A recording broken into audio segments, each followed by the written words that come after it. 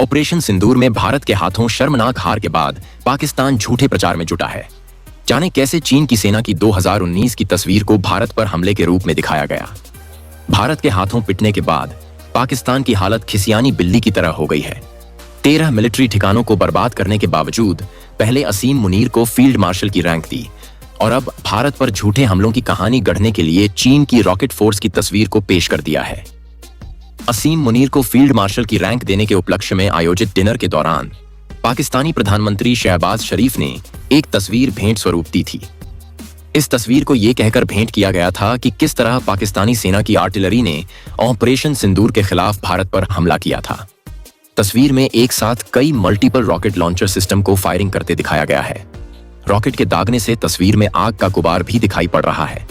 Fact check में जब तस्वीर को जांचा गया तो पता चला कि यह तस्वीर पाकिस्तानी सेना की नहीं बल्कि चीन की PLA आर्मी के रॉकेट फोर्स की है। ये तस्वीर वर्ष 2019 की है, जिसे चीन की सेना ने एक युद्धाभ्यास के दौरान खींचा था। इस तस्वीर को चीन की PLA आर्मी की वेबसाइट पर भी देखा जा सकता है।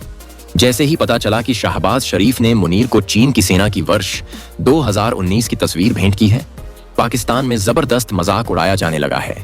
ये पहली बार नहीं है कि पाकिस्तान ने किसी फर्जी खबर को अपनी जीत के तौर पर प्रचार प्रसार करने की कोशिश की है।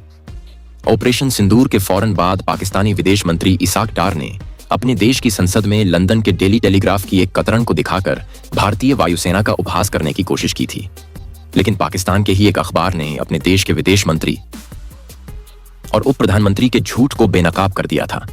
अखबार की जिस कतरन को डार ने संसद में लहराया था वो दरअसल संपादित हेडलाइन थी, जिसे फोटोशॉप के जरिए तैयार किया गया था।